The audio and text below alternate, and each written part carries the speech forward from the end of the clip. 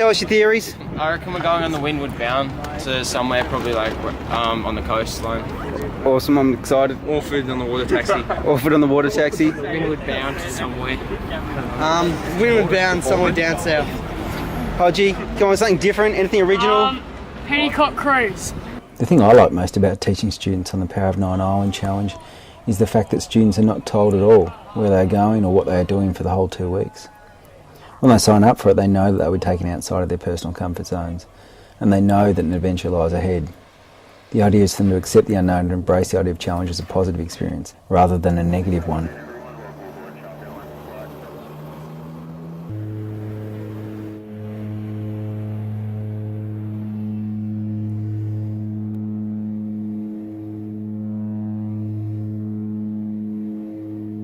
So guys, someone was asking, where are we? Where are we?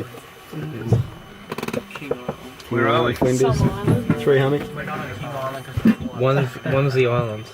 One of the islands. We're on an island, guarantee you that much. See you, everyone. Bye. I'm Henry, I'm in Year 9 and I'm doing the Island Challenge. The food, the activities, it's all been really enjoyable. But the main one for me is sort of getting to know people and learning a bit more about them. You learn stuff people don't normally talk about because you're in the reflective camp environment, and it's sort of just given me a good insight into other people, and I've just learnt more about them, and I think it'll really help me in the future and coming years. The hardest thing was probably the first 2 days, just really getting into a bit of a rhythm with the whole camp life. It's a bit different, but as soon as you just keep doing that, you get used to it. Now it's just normal. What I'm going to take away, I reckon the two things I've really learnt are sort of just live in the moment, because when you're in your normal life, things sort of, you get anxious and you sort of worry about them and they're on you, but on camp everything, the stress is off your shoulders and it just feels a lot better to just come out here and relax with no pressure. I think being outside and being in the nature sort of helps a bit. My second point's probably sort of just step back. I've sort of been going through camp, but when you sort of just step back and go, oh, well, we're on Flinders Island, and no one from my family's ever been to Flinders Island, so I just think it's 12 days and I may never do anything like this again, so I might as well make the most of it.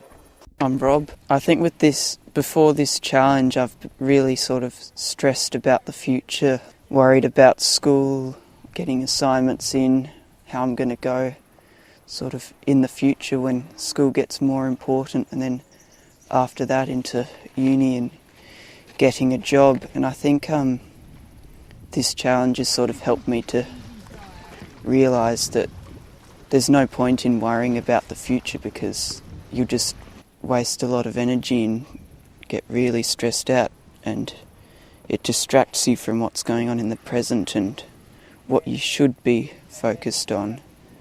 And I think focus on the present, what you're doing and how you're going in that moment, and what's happening all around you is sort of the important thing, because the future's going to happen anyway. Why are you going to worry about it? My name's Toll. I'm a United student doing the Island Challenge.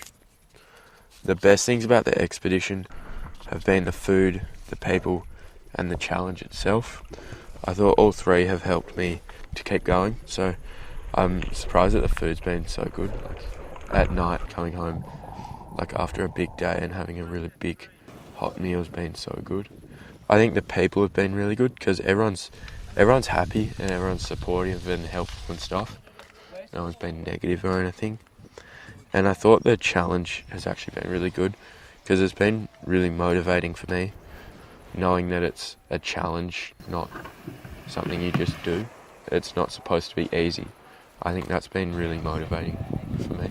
Prior to the challenge, I wasn't really motivated to do much, like schoolwork. There was no motivation. I just procrastinated. Like sports and stuff, I'd often not go to training because I was just too lazy. And like, even when we started the Island Challenge, we really hadn't done much kayaking, but I just had no motivation to go. Like, I was like, oh yeah, it'd be fun to go against the headwind. But like, I just couldn't be bothered. I was like, I'll just have a rest day. And like, stuff like that, like, I had no motivation. And then doing the kayak last week, I was just motivated to finish it, and like, walking yesterday, I just wanted to get it over with, and like I had a motivation that I hadn't had before. That was like, yeah, it was just really good to have that. And when I get home, like I want to like keep that motivation that I've had here to like do schoolwork and do sports and just be motivated to do stuff. I think on the challenge, I've learned to deal with stress. I stress over nothing, like the smallest things. I'll stress over when we left Maryville and I left my water shoes. I was like really stressed, and you didn't let me go back and grab them, and I was a bit like, I was wondering why. And because we were only like a 10-minute walk away, like, oh, I'm gonna be uncomfortable the whole time. But like, it actually doesn't matter. Like, when you get into it, you don't need to be stressed about anything. Like, we don't know what we're doing tomorrow. It doesn't matter. I think I've learnt to deal with stress, and my outlook on everything has been like more positive. I think it makes you happier as well.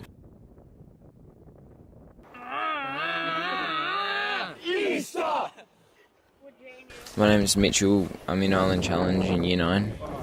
And one thing that I find challenging on, a challenge like this is when you find out finally what you're going to do, and you think it's a really big task, and your instant reaction is like to write it off, think it's really hard and be in a bad mood sort of thing. But I find if you stay positive, try and have a good time, and, just take it bit by bit, it's a lot easier to get through. And staying positive is a really big part of making it easy for yourself and the group in general. So I'm Joshua. I'm a Year 9 student on the Island Challenge. I think the best part for me has been not just the adventure that we're on, but the sense of adventure that the group has. So like, when we get out of the kayaks, our first instinct is to go and explore and look around. Today we just climbed the highest mountain on Flinders. I went to the top and I just went, wow, it was a good idea. And I've been really sore, I've been really down, and so that helped me. Seeing mainland Tasmania, seeing Cape Barren, seeing the rest of Flinders and going, wow, we were on top of the clouds. We were looking down on planes. So it was kind of amazing. They're all once in a lifetime things. I'm Will. Probably the best things for me, of course, the physical side, so it's always good to get some fitness and stuff out of it, because you are doing really physically challenging stuff like the kayaking we've done. I've never really done much kayaking until this trip, and when it's sort of put on you, like we did probably just over 20 k's in 2 days, that was sort of hard. And then just recently climbing up Mount Strzelecki, that was also quite hard, as you can imagine, because it is quite steep. It's really long days, sort of building resilience and all this mental aspects of it that I can use in the future and when I get back to my normal everyday life. So like in terms of sport, I can use the resilience from climbing up, from doing a big 5-hour walk like we did yesterday. I can use that resilience that I hopefully gained and used in the real life, and then I really like the aspect of that.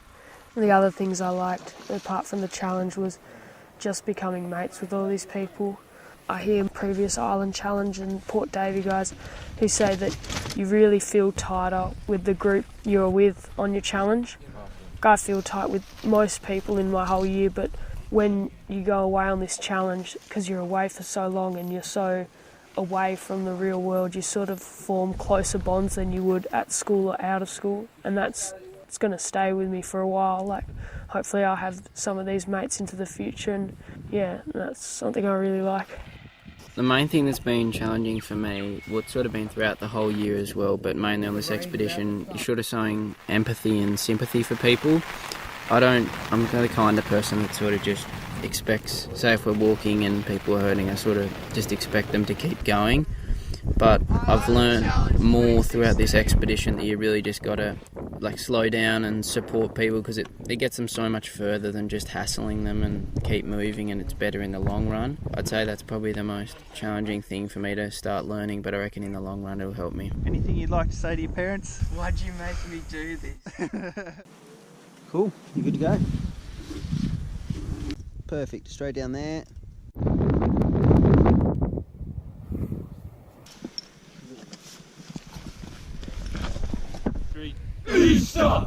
My name's Lewis. The best part for me so far has been discovering all the amazing sceneries on Flinders Island, and especially the snorkel at Stacky's Bight.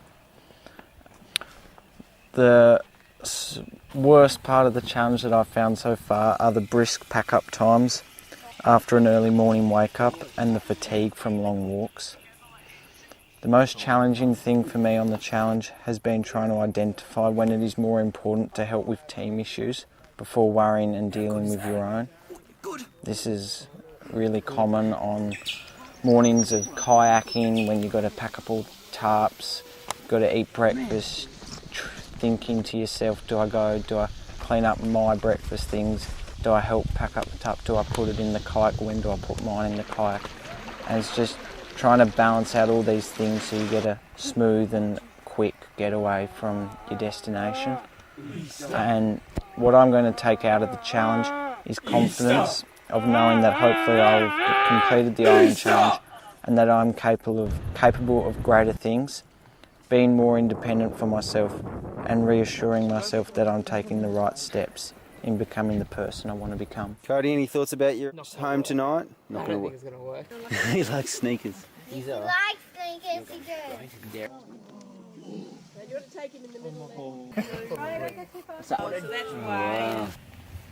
Oh, Derek was half the size of Wayne. It's like a snapping turtle. Wayne, this is Derek. Yes, but Derek's shooting 10 have that in his head. I've got the bush to cover that side, the tarp to cover this side. So how you going? Yeah, pretty good. Managed to keep most of the things dry, and yeah, it's only a tiny bit wet on the edges, but it's not coming in any further than that, so it's awesome. Yeah. Good luck. Thanks. I think it'll hold up. It's a bit wet. It's certainly raining, isn't it? Yeah. Oh, well, give it a try for 10 minutes, see how you go. Yeah. Always going to the top. Secure. All secure? Yeah. Now you got to get into your sleeping bag without getting wet. Oh, you look pretty good. Probably try and do it a bit towards the middle and then... Yep. See. Perfect. See how you go. Goes. Looks good. For me, some of the highlights of the trip have been just the total escape from everything back home, just being here away from all the commitments that I've had, and the only thing that you need to worry about is getting to the next camp spot or your food, or worrying about nothing really, just the smallest little things that might be bothering you, and it's just really free and relaxed, and it's like hitting a big reset button, and you don't have to worry about anything at all, and you're just free to worry about what you're doing right now and have a chat to some people and just enjoy every moment that you spend on the island, because you're only going to get 12 days in the end. I'm Cody. When I get home, I think one thing I will change is the way I speak to people and treat them, and my attitude towards them. So less negativity about everything, more positivity.